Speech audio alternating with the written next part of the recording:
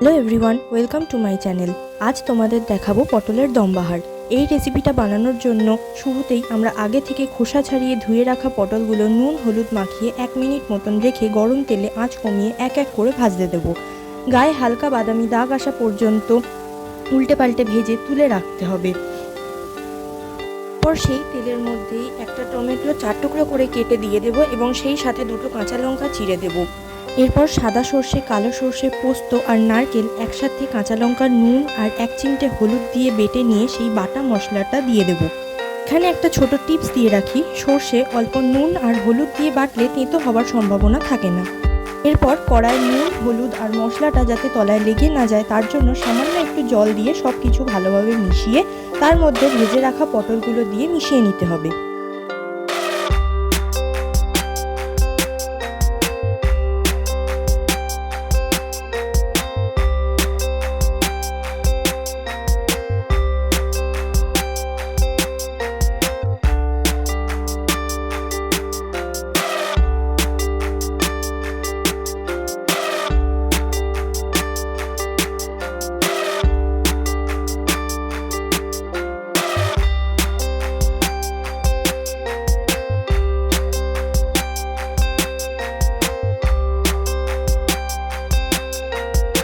এরপর একটু টক দই এবং টেস্ট ব্যালেন্সের জন্য অল্প চিনি দিয়ে ভালো করে ফেটিয়ে সেটা ওর মধ্যে দিয়ে মিশিয়ে কড়াইয়ে চাপা দিয়ে আঁচ কমিয়ে ভালো মতো সেদ্ধ না হওয়া পর্যন্ত ওইভাবেই দমে রাখতে হবে।